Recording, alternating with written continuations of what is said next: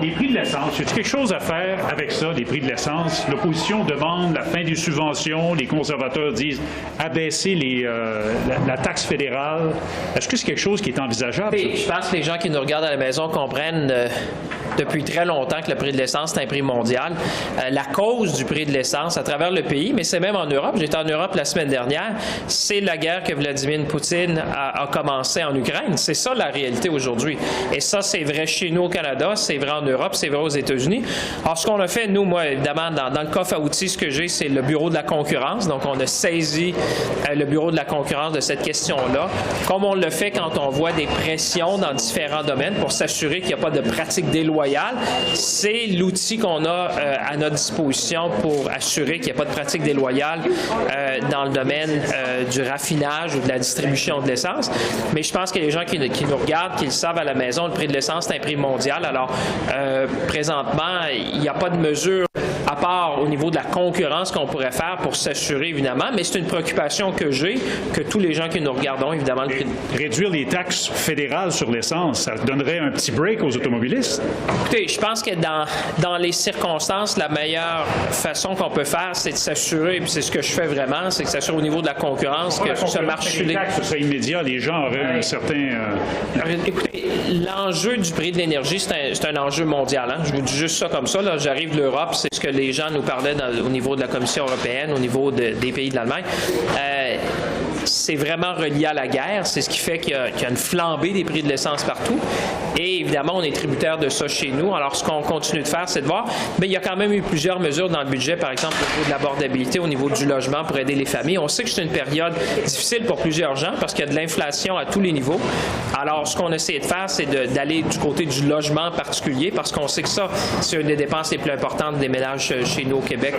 De baisser les prix de l'essence, de baisser les taxes fédérales? Si vous regardez historiquement, puis si vous regardez les différents pays de l'OCDE, la meilleure façon de faire, ça a été de trouver des mesures pour aider l'abordabilité, comme on le fait par exemple dans le logement, comme on le fait par exemple dans les services de garde. I just want to ask you in English as well, the same line of questioning as my colleague here. So, yes, we can acknowledge that gas prices are very much affected by a global marketplace. There are global factors that are increasing gas prices. But can't the federal government reduce the federal tax on gas? Can't they give consumers a break on the carbon tax, at least for a temporary period of time, as inflation rates are being adjusted by... I think what you've seen around the world is that a number of countries taking measure for affordability. The big one was around housing and childcare around the country. You said it well, the price of oil is a global price.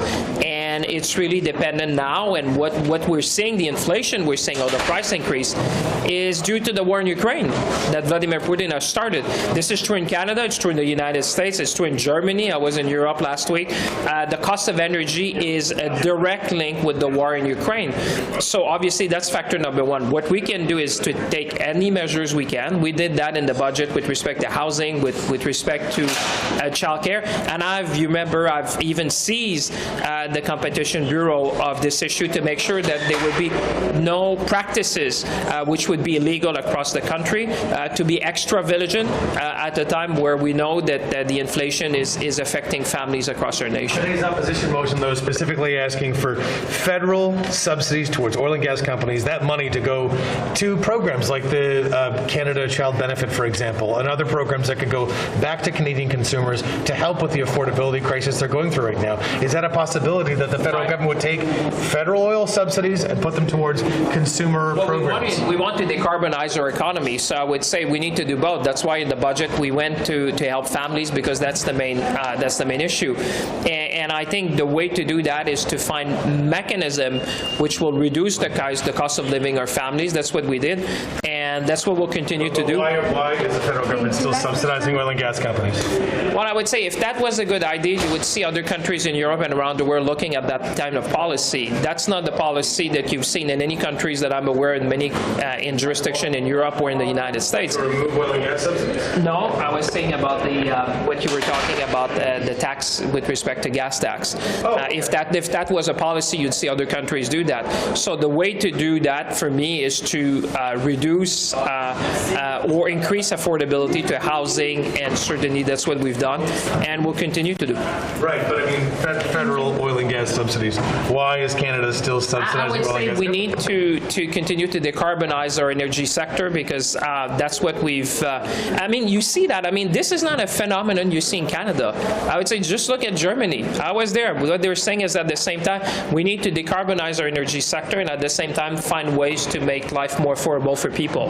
That's true in Europe. That's true in Canada. That's true around the world because of the cost of energy, and that's what we're going to continue to do. M. Berthold, vous demandez au gouvernement d'agir sur la question des prix de l'essence. Qu'est-ce que vous lui demandez de faire concrètement? Bien, c'est assez indécent de voir que pendant que tout le monde paye si cher pour l'essence, ce gouvernement-là se réjouit d'imposer des nouvelles taxes sur l'essence au pays, notamment avec la taxe sur le carbone de 11 cents de litre qui est entrée en vigueur au mois d'avril.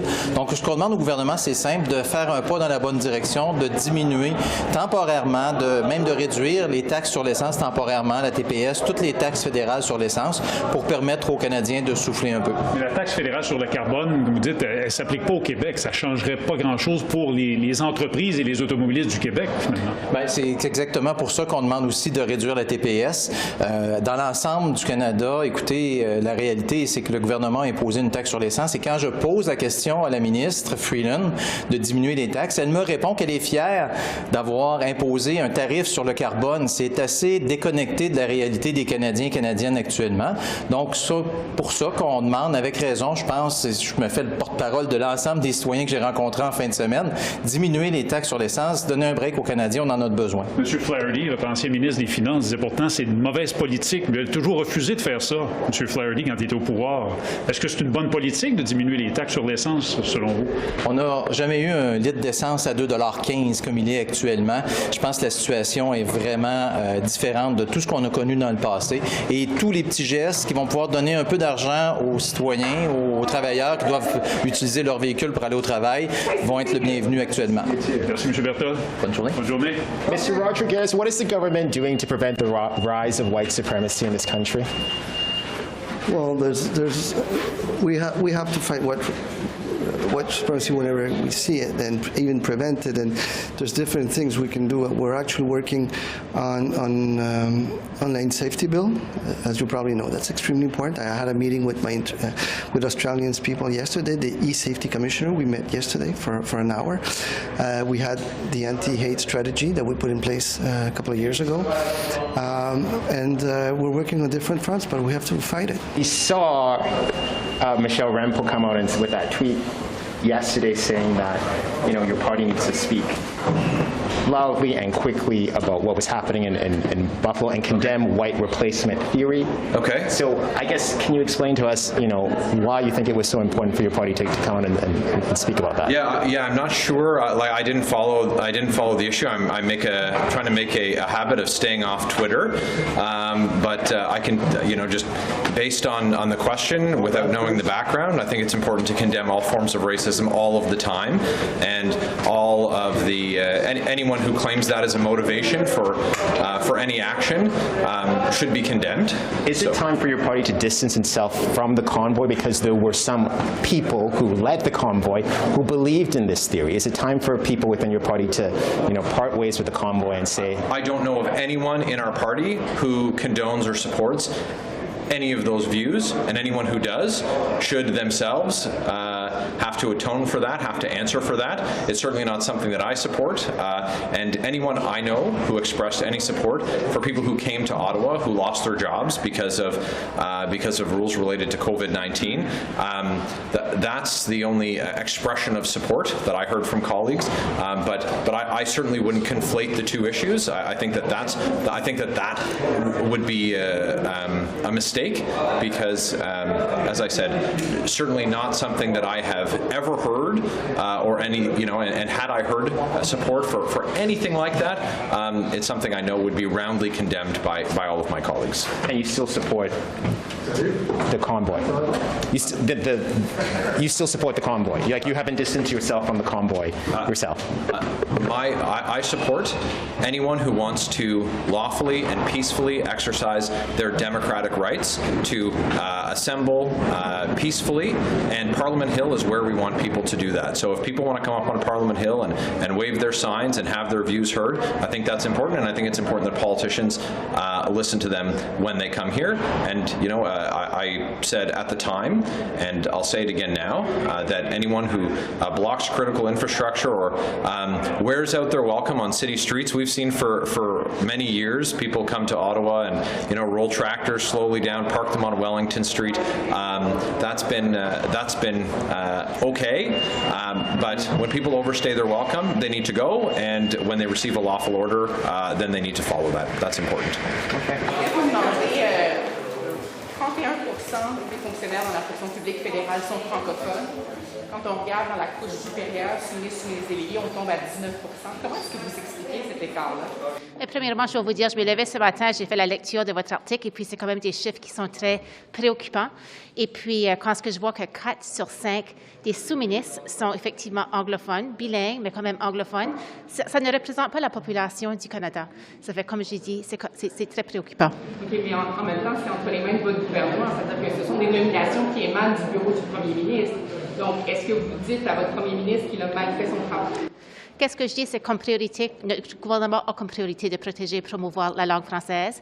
Et puis, c'est pour cette raison que nous avons été de l'avant pour s'assurer que le rôle du Conseil du Trésor allait avoir plus d'outils pour faire son travail. C'est exactement ce que nous avons fait. Puis aussi, nous avons été même plus loin d'un projet de loi C13. Et en même temps, vous n'avez pas besoin du projet de loi C13 pour corriger la situation. Comme je vous dis, c'est entre les mains du bureau du premier ministre. Ça fait des années qu'il peut agir là-dessus s'il est vraiment préoccupé par la situation. Bon, premièrement, je pense que ce n'est pas une situation qui va être remédiée du jour au lendemain. Notre gouvernement, quand même, prend des étapes concrètes pour s'assurer qu'on peut adresser cette situation ici, adresser cette tendance. La ministre du Conseil du Trésor va avoir maintenant l'option, et elle est en train finalement d'évaluer c'est quoi les cours de langue qui sont donnés aux fonctionnaires, ainsi que d'élaborer un nouveau cadre linguistique. Ce sont des choses que la ministre Fortier est en train de faire présentement, puisqu'encore une fois, nous voulons s'assurer que nous allons avoir une fonction publique qui est plus représentative des Canadiens et Canadiennes. Donc, vous vous engagez à corriger le tir d'ici quand? Encore une fois, comme je dis, pour moi, comme ministre des langues officielles, c'est absolument ma priorité de m'assurer que nous pouvons protéger notre belle langue française, puis c'est exactement ce que nous sommes en train de faire avec notre projet de loi.